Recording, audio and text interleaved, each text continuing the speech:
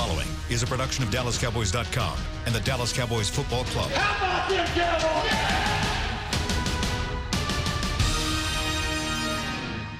This is Talkin Cowboys. Streaming live from the Dallas Cowboys World Headquarters at the Star in Frisco. First down, handoff, Elliott plowing to the goal line. Barry, sacked by Lord. Prescott keeps it, and he bangs it in for the touchdown. Now, your hosts, Mickey Spagnola, Rob Phillips, Everson Walls, and Bill Jones. And it's a fabulous Friday edition of Talking Cowboys from inside the SWBC Mortgage Studios here at the Star in Frisco. We've got 3 of the 4 with you today as Rob Phillips is away this morning, has more important matters to tend to. Yes, he does. And so we will make do without Rob. And I will take this opportunity to say that Rob was letting everything go off the rails yesterday. Well, I heard. Without you, it was horrible. He has no idea what he's doing. I heard what you said at the beginning of the show, Everson. Are we better off without Bill? Hey, man, it's just, we're just contemplating the universe, right? A real chameleon, you know? Whoever's not here, I'm definitely throwing him under the bus. I'm going to make sure I'm always here then. That's right. That's what I love about Everson. If you're not there, watch out. Yeah, watch out, man. That makes me listen. Yeah, that's keeping you honest, man. That's right. Honest. All right, so we got one more game. One regular season game left, and then we've got 4 playoff games after that. Super Bowl Bill. Super Bowl Bill. Welcome back, Bill. Welcome back, Super Bowl Bill. There you go. I almost slipped I'm there. like, what the hell is he talking about? Not this team. But here we are to preview Cowboys and Redskins. Did you know, Everson, that Mickey once upon a time wrote a book about this rivalry? Really? I did. Wow. You need a remake of it. Yeah. Although it's only 22 years old now. Not as much has happened in the last 22 years as the previous 22 years of this rivalry. Not as good for either team, by the way. But, yeah, and as luck would have it, that was the first year in, long time that neither team qualified for the playoffs. When you wrote the book, yes. That's when, Sports Illustrated. I told you were the voice of doom. You were the figure of doom for this whole Cowboys team. When you got here, everything just started going to hell. Just the luck of it, because then all of a sudden no one wants to buy books, right? Who wants to read this stuff? Neither one are in the playoffs. I mean, when you think about the rivalry, though, at that time, it was amazing. I mean, back in the day with the 70s, I think we talked about it at one point, and I was going to bring up Harvey Martin. Yeah. Right. And you remember the great comeback? Yes. Tony Hill, I think he was Lamar Parrish. He beat the cornerback, Lamar Parrish. He always remembers the cornerback. Yeah, come on. Only 40 years ago, basically, this game. And after the game, because I think they had us. It was over. Riggins was running all over the place. Mm-hmm. And I remember Dennis Thurman chasing him down and having a futile dive as Riggins went on maybe a 60, 70-yard touchdown run. And then that's when Dennis came up with the little nugget. Riggins was on his high school 4x100-meter relay team or some crap. I think back then it was 440 yards. Right. So he's making up excuses on why he couldn't catch a fullback that just ran 70-plus yards. But as we came back, won the game, Harvey Martin put the dagger in their heart when he threw a reef in their locker room, and they said guys were drawn to tears. Grown men cried when he threw the reef into the locker room. That's a rivalry right there. That is a rivalry. And you know what happened when he threw it in? They were all kneeling, saying their post-game prayer. Wow. Wow. Perfect timing. And when I interviewed Harvey for that story, he told me that when he decided that he was going to go walk out of the Cowboys locker room to throw it in there because he had Buck Buchanan bring it. He had it in front of his locker the whole week. He did. Then, he told Who sent it? Well, they finally found out.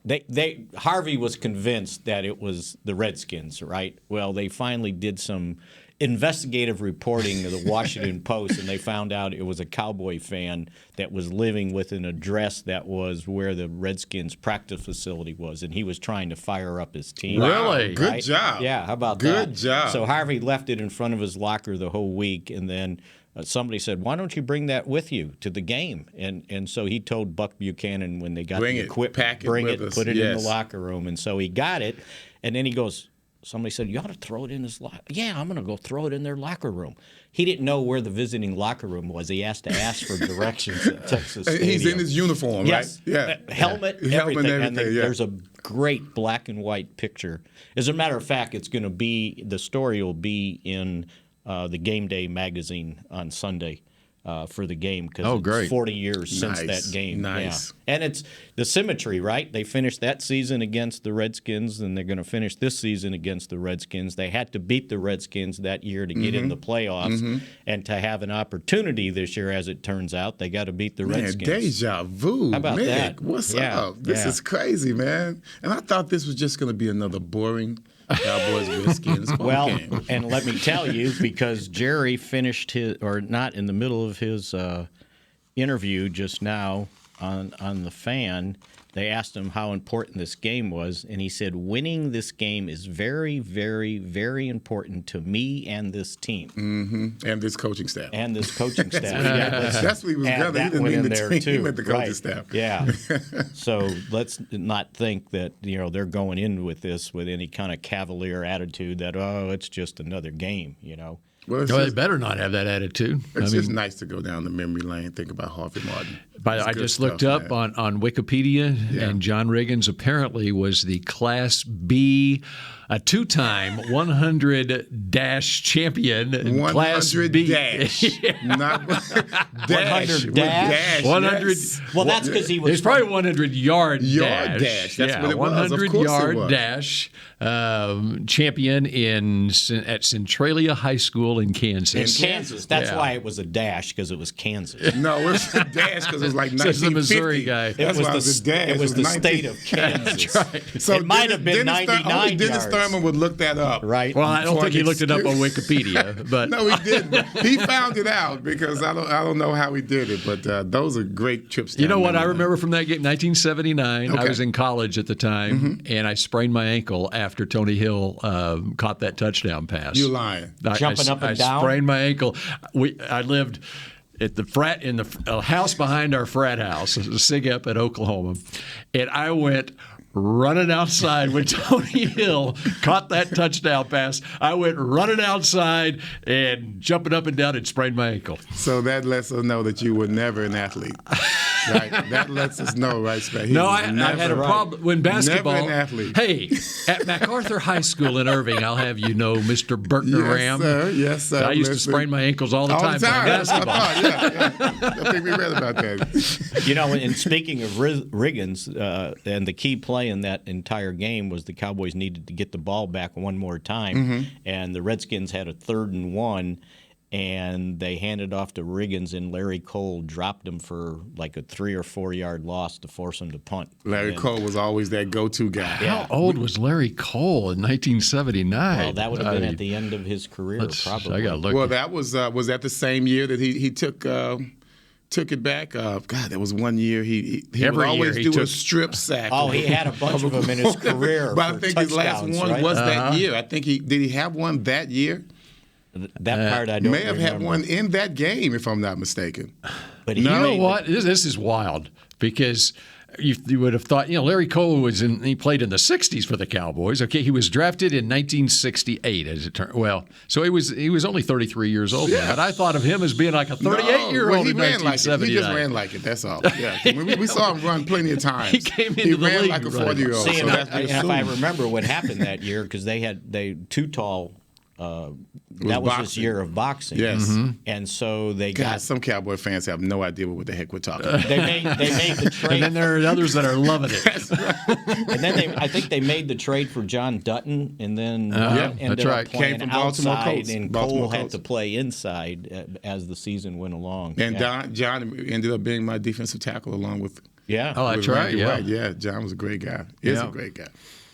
All right. Well, we're on the topic of the 70s. This is my favorite Christmas present this year. I wake up on Christmas morning and I find this in my stocking. Wow. An electronic football game, which we used to play in college. We had a league, and Sig Epps at OU. We had a league, which I'm going to claim that I won the league. But anyway, so you got a championship hat somewhere. You wouldn't believe how basic this electronic football game is by today's standards. And so my son-in-law went to Arkansas to school, and so Christmas night I played him in electronic football. It was a reenactment of the 1978 Orange Bowl, Oklahoma versus Arkansas, which Arkansas won that game 31-6. Okay. Wow. They were 24-point underdogs and had Arkansas had like 3 or 4 suspended players. Lou Holt's first year at Arkansas, they won the game. I got revenge. What year? 1978 Orange Bowl. I got revenge over my son-in-law who went to Arkansas. Won 10-0 on the electronic football game. Oh, isn't that sweet? So there you go. So you were at that bowl game. I was at the Liberty Bowl. Oh. Once again, it reiterates the fact that Bill was not an athlete. Okay, this is further proof that Bill was not. But at least this is a step up from what I had. The beauty of this game today is because, you score your touchdown, then you hand off. Everson, you score your touchdown. While you are playing, I can now call up Spotify and play Boomer Sooner while you are playing. Play it in your ear, which is what I did with my son-in-law the other day. That's the difference. So I had a home field advantage. That's the difference. Yeah. So, all right. What happened in Jason Garrett's press conference this morning, Mickey? We found out that Dak is still going through walkthroughs and not going to practice all week, which is similar to what took place last week. Is he doing more than last week? No, he's doing the exact same thing. The designation's a little different, but basically the same thing. So Tyron Smith, though, has not practiced all week, and it didn't look like he was going to practice today. So I think it's, again, one of those things where his little back issue that's been following him for the last couple of years. Big back issue. Yeah, big back issue. They've little figured issue. out what they need to do to get him to the game on Sunday, and that's as much rest as possible. So I think they feel like he will play, but he has not practiced. And when I saw him, you weren't here yesterday, by the way. When I saw him yesterday morning, he was not walking very well, like on eggshells. I listened to you yesterday. Oh, you did? Okay. Yes. I just wanted to make sure. He heard what you said, Spags. About him? About him, yeah. Right.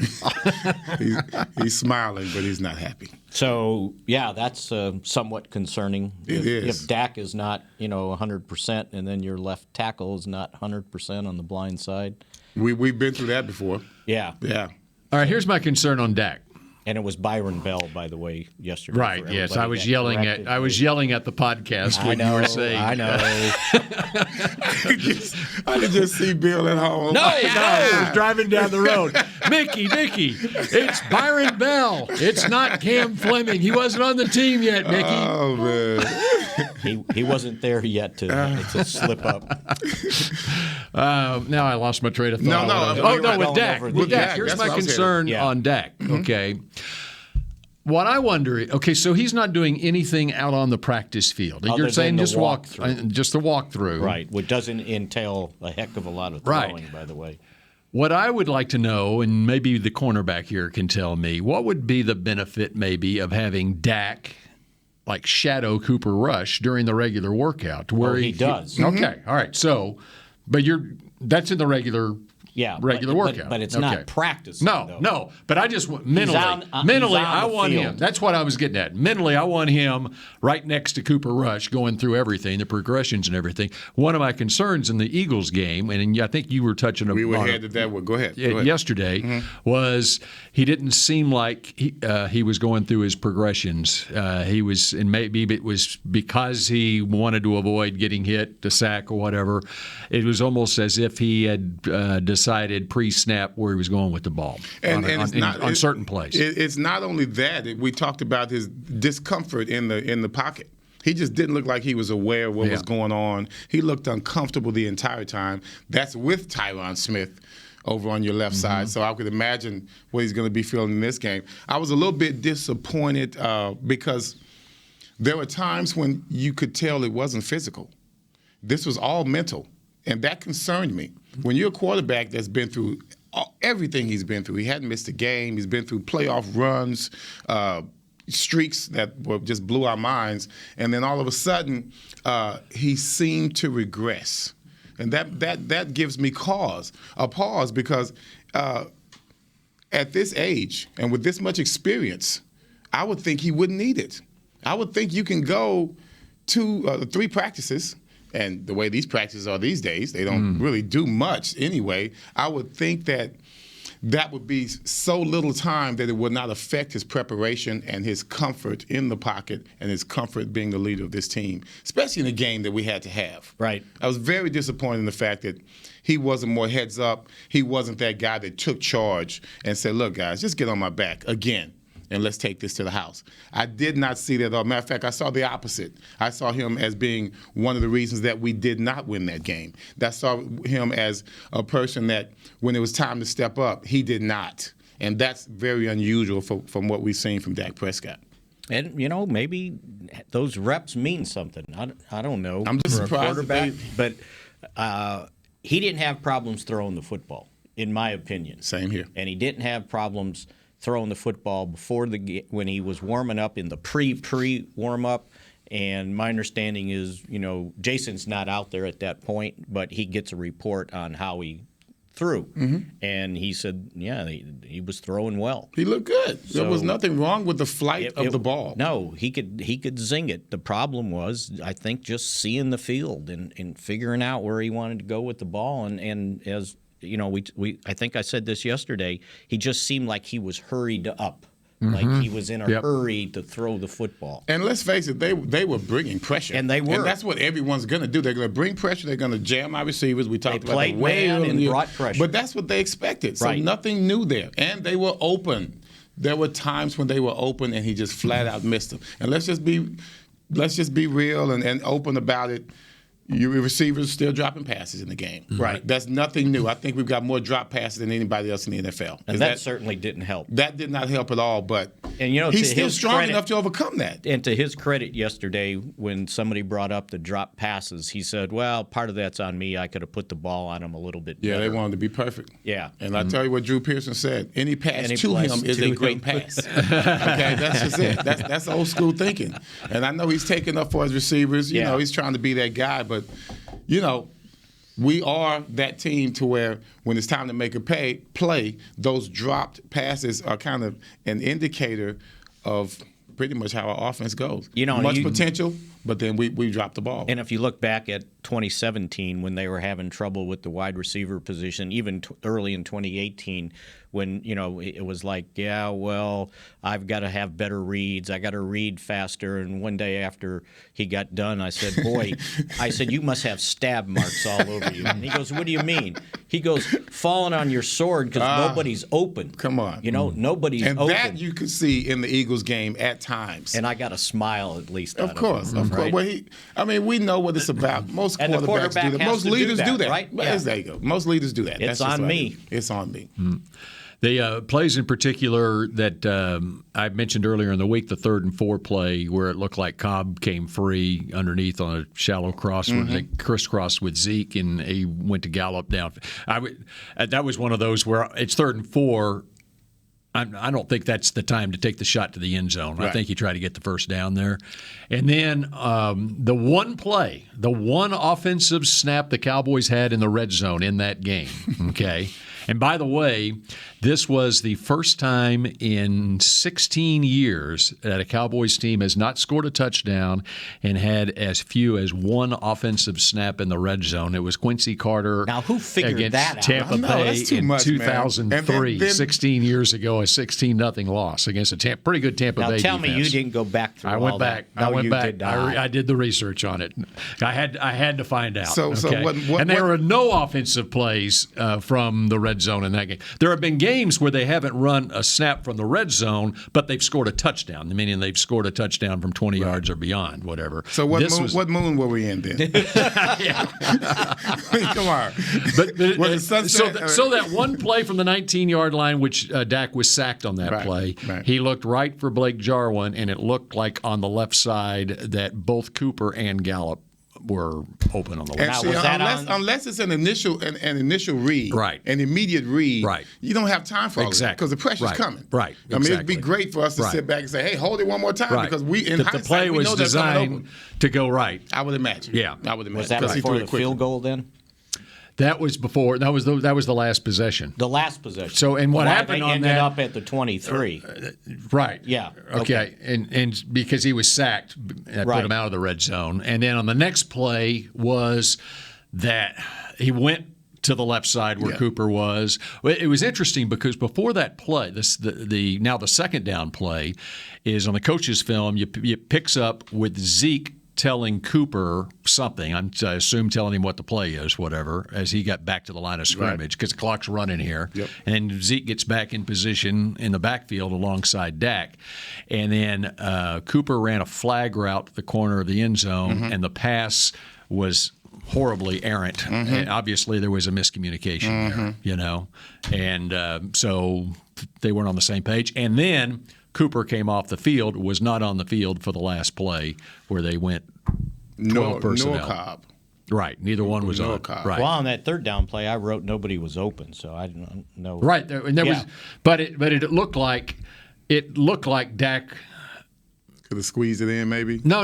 It looked, because you got to you got to release it early enough to where it looked like Fletcher that Cox Cooper would. And it looked like Dak thought Cooper was running an out route, and he ran a flag. Ran to the flag instead. See, and Kellen Moore, I thought did a good job of explaining why they went with 2 tight ends, 2 receivers on the fourth down play, and in that formation, they hadn't had Cooper, I think, or Cobb in there. They had the 2 tight ends, and then Tavon with the speed on one side and Gallup on the other. And what they were hoping for is the 2 tight ends in the middle would create enough presence that the safeties would have to come up and take them. The linebackers would have to take them, and they would get one-on-one coverage with Gallup on the left side, which is exactly what happened, and the pass was underthrown.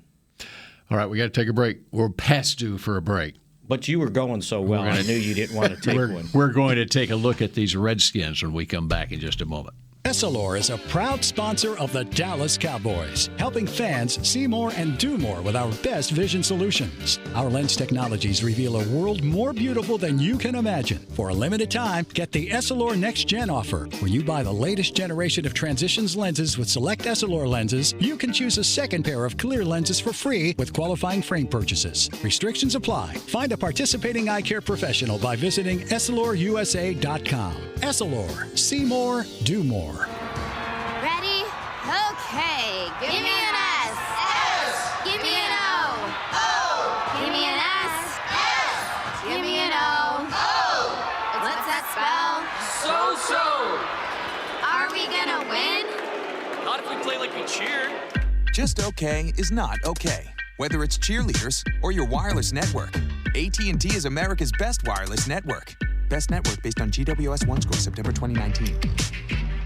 Want to use what the pros use? How about the official men's skincare brand of the Dallas Cowboys, Jack Black? Right now, you can get the Jack Black Starter, a curated collection of Cowboys locker room favorites for just $10 with free shipping. The starter includes 4 Jack Black skincare favorites, plus a full-sized intense therapy lip balm. Go to getjackblack.com/Cowboys and use the code word TEAMJB. That's getjackblack.com/Cowboys. The Jack Black Starter, $10, free shipping. Do you want the most interesting, up-to-the-minute Dallas Cowboys news straight from the Star in Frisco? How about exclusive and on command? That's right, news and nuggets you can't find anywhere else. With our exclusive Cowboys content on Alexa, you can have all the answers, secrets, stories, and more. What's Stephen Jones thinking during a game? What's Joe Looney's favorite pregame meal? We take your questions to Cowboys players and coaches, and you can hear the answers directly back to you. Just say, Alexa, open Dallas Cowboys.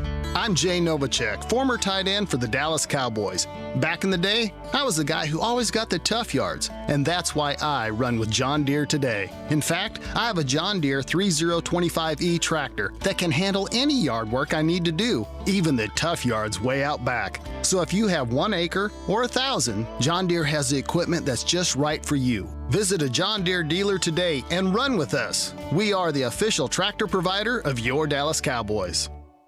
Back to Talkin' Cowboys. Talkin' Cowboys continues. Big football weekend. Mickey, did you know that we've got some big college football games tomorrow? I do. Oh, no. Looky there. He springs out an LSU cap. Man, we should jump on him right now. Exactly. Let's just beat him up. I was worried about that. Since you did that, let me do this. This was diffusing. All right. I wanted to make sure he didn't pull no. And you know you gotta love it because both That's of them proof. those are some BS. Those are some dusty hats. You gotta appreciate Look at the that. sweat on this You thing. gotta see This that was brand sweat new. on. This is brand new here. I thought about bringing my Bob Stoops signed OU national championship cap. Now he's just but that's showing so off. Now he's old. just showing That's off, so man. old from 2000. It's been 19 years since they won a national championship. Like I think a coach, we're past man. due. Huh? You You do. look like an OC. You look That's like right. an OC. This is proof that I did listen to the show yesterday. And you were prepared. That's right. Because you said you were going to bring an Everson LSU said, cap. "Oh, you just messed up," because now he knows. So I decided, okay. All right, I'm wearing my touche. colors. Very there you go. good. All right. Good job, I knew you couldn't resist. The day begins at AT&T Stadium tomorrow with the Cotton Bowl, and it's who's playing in that Cotton Bowl, Mickey? I believe it's Memphis and Penn State. That's exactly right. Exciting. Yep. And then at 3 o'clock, it's OU and LSU and the Peach Bowl in Atlanta, and the nightcap is Ohio State and Clemson in the Fiesta Bowl. I also at 11 o'clock also tomorrow, it's Notre Dame and Iowa State in the Some Such Bowl. The Some Such Bowl. I'm going to ask if that's a joke or not because they've got some crazy names. There might be a The bowl called Consolation that. Bowl. So, all right, let's talk about the Redskins. What concerns you about this Redskins team? They've got a new quarterback this week who's actually an old quarterback. And Case that's Keenum. what concerns me. I would rather it not be the veteran quarterback. Me too. Especially since he's going to be a free agent after this game. Man. Just another way for the Cowboys to give a guy another opportunity. That's all it is. You've got a veteran quarterback that, he's been around. And when you look at this Cowboys defense, you see a defense that doesn't seem to be that hard to figure out. They don't make many changes. We're still getting hurt by the same elements of the opposing offense: tight ends, running backs, quick screens, bubble screens. That's what a quarterback like this can dial up for the Redskins against this defense that has really not shown to be effective, not just on the field, but game plan-wise overall. And that's what concerns me. We seem to be oblivious to what other teams have been doing to us for over a month now, and they've been successful at it. You look at Case Keenum, and he was the starter at the outset of the year. Started 7 games to start the year, and yards per attempt 7.1, picks 4, touchdowns 10. Dwayne Haskins became the starter in Week 8. And yards per attempt were slightly under what Keenum. His completion percentage was just 58.6%, and Keenum's was 67%. And he had a pretty good game the first game when he started. The Haskins? first time Keenum against the Cowboys. Yes. He didn't throw for a lot of yards. I think it was like 212, but he completed. His quarterback rating was 103 in that game. Well, on the season, it's 96.2. Yeah. Well, and if you remember, Haskins the Cowboys is 76. And the Cowboys started off slow in that game. If you remember, Wow, really? Right? Go figure. Shocking, right? And it's just like you could see our weaknesses in that game as well. It's just like the Giants game. You could see where defensively we just weren't as solid as we needed to be. And even though we ran away with it in the end, we had to gather ourselves as we had to do during even our wins. Gather ourselves first and go, whoa, we're in the game here. Okay, then all of a sudden they show their superlatives offensively. But that game was just like any other. We showed our weaknesses before we were able to lift the veil. And they've got this is amazing. I was looking at their roster. They got 19 guys on IR. 19. And some significant players like Paul Richardson, Brian Kerrigan, DeShazer Everett, Kerrigan, Rogers Cromartie, Reuben Foster, Brandon Scherf, their starting guard, and their top 2 tight ends, Vernon Davis, Jordan Reed. You mentioned Kerrigan. Slot receiver Trey Quinn at SMU. Yeah, and Quinn, too, who was causing some problems. So they got a bunch of guys that they're missing. And you said now McLaren is healthy? Is McLaren? He's in concussion protocol. Oh, yeah, that's right. He hadn't practiced this week. Yeah, as a matter of fact, I had the Have practice you seen an thing update? right here, so... But at McLaurin, who is a rookie receiver, leads all rookies. Yeah, did not practice the first 2 days. Right, yes. Exactly. He's got 7 touchdown catches, averaging 16 yards a catch, 58 receptions. Just going for Rookie of the Year, right? And with a rookie quarterback who, is trying to learn the game, and he's put up those kind of numbers. Still got those numbers. So you give me a veteran quarterback. If I'm McLaurin, I said it correctly. You give me a veteran quarterback, and you give me this Cowboys defense, how comfortable should I feel? That's why Mickey is checking to see if McLaurin is going to be playing or not, because you would feel more comfortable if McLaurin is not playing. Right. And they've got, not only Haskins as a starter out, so is Landon Collins hasn't practiced all week. Neither has Monte Nicholson, the other safety, and Josh Norman did not practice yesterday, so he came down with an illness. They've got some. And Peterson, well, he didn't practice yesterday, so I would imagine they just rested him. He's going to be, and he's going to be highly motivated. Yes he is. He says he's going to play. Basically coming back home. Yeah, that's right. He says he is going to play until he's 40, but you never know. I mean, last game of any season, you never know what the opportunities are going to be. He looks like he's 24. Yeah. He's had his moments this year. He looked good, and he's involved heavily in the game plan. He's shuffling out with number 25, right? Chris Thompson. And which is a nice little change of pace for those guys, because he's a quick little guy, kind of like our Pollard. So. I guess they have us right where they want us then, huh?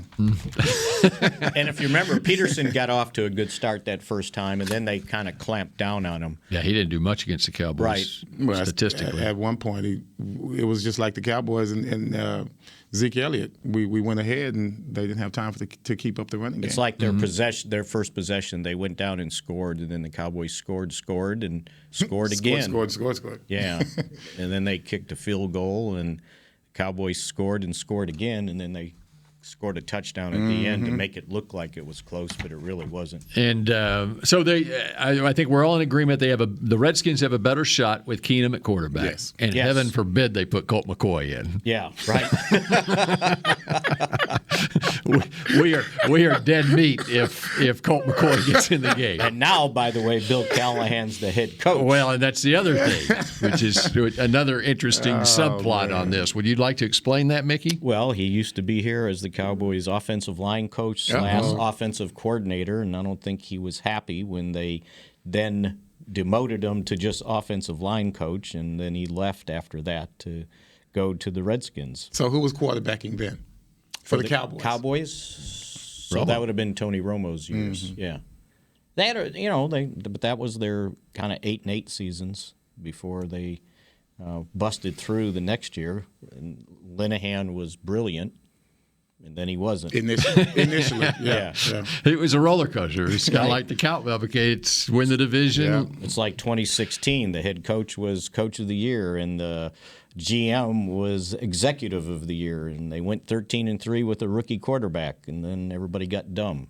It's kind of like every team in the NFC East the last 15 years. But they only pay attention to the Cowboys. That's right. That's right. Let's be real. Yep. So if the Eagles win, this will make it 15 straight years. Yeah, since 2004.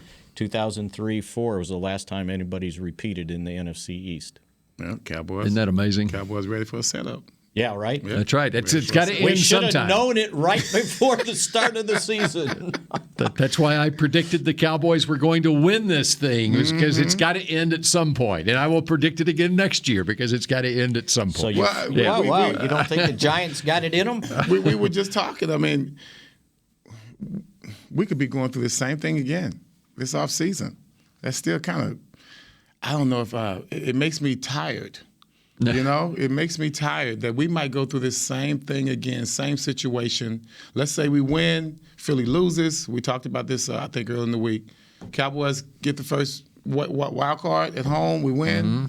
You know, let's just say Detroit again, because Detroit's always the team that we beat in the wild card. No, we're not playing Detroit. I mean, let's just say They're not getting in. Let's just say it. It's just another team. It ain't Detroit. It's another uniform. Seattle or San Francisco. Yeah. Wouldn't that be something if Seattle had to come back? And we could beat them. We did last year. We could beat these guys. So this is in my column for today, but Jason was talking in his conference call about how the playoff teams play all these one-possession games, but the teams that win them get in the playoffs. So I looked at Seattle. They've got 11 wins, 10 wins, one possession, That's right. and 2 of those were in overtime. That's why Russell Wilson's up for the MVP. Yeah, I agree with you on that. That's right. Because he's done an amazing job for them winning. I think they might have had 2, and I got to look it up again, but 2 back-to-back 1-point wins. And doing it on the road too. Yep. That's why Russell Wilson will be second in the MVP voting. Okay. Yeah. All right, we continue with Mickey's Read coming up next on Talking Cowboys. Since 1865, Stetson hats are American-made with pride right here in Texas. And Stetson is proud to be on the field with America's team. Want to show your Texas and team pride too? You can. By purchasing your own Stetson, you can look just like how the flag guys do on field at every home game. Stetson hats, the official crown of all self-respecting Cowboys, and your favorite football team. Get yours today in the Stadium Pro Shop or at Stetson.com. Ready? Okay. Give me an S. S. Give me an O. O. Give me an S. S. Give me an O. O. What's that spell? So. Are we gonna win? Not if we play like we cheered. Just okay is not okay. Whether it's cheerleaders or your wireless network, AT&T is America's best wireless network. Best network based on GWS 1 score September 2019. Essilor is a proud sponsor of the Dallas Cowboys, helping fans see more and do more with our best vision solutions. Our lens technologies reveal a world more beautiful than you can imagine. For a limited time, get the Essilor Next Gen offer. When you buy the latest generation of Transitions lenses with select Essilor lenses, you can choose a second pair of clear lenses for free with qualifying frame purchases. Restrictions apply. Find a participating eye care professional by visiting EssilorUSA.com. Essilor. See more, do more. So, you're shopping, and that's when you see it. Aisle 23. Dr. Pepper stacked from top to bottom as far as the eye can see. The phrase too good to be true comes to mind, yet there it is. A rich, delicious Dr. Pepper paradise. Wait, did that can of Dr. Pepper just open itself for you? They all are. As if to say, so nice to treat you. And even though it feels weird to talk to a can, you pick one up and say, it's so nice to be treated. Dr. Pepper, so nice to treat you. Back to Talkin' Cowboys. Well, if you need a last-minute big buy before New Year's Eve, you need to go to Jack Black. Go to getjackblack.com and grab the best of 2019. You can choose a free travel size of one of this year's best with your $60 purchase. And I know Bill's a big favor of the Pit Boss antiperspirant and deodorant, along with Turbo Wash. I know that you need one of those. Energizing cleanser, energizing scrub, double duty face moisturizer, Pure Clean Daily Facial Cleanser. Use the code BEST and shop now at getjackblack.com. You can get one of those free. Very nice. Very good. I love the split screen, too, of Everson's reaction to Mickey's Read. He just jumped out like he was, trying to shock us. That's not shock advertisement. Speaking of split screen, will Fox have split screen on the Cowboys and then the Eagles game? Oh, they should. Oh, they will. Mm-hmm. We talked about that. You heard this yesterday. They want to just see our demise.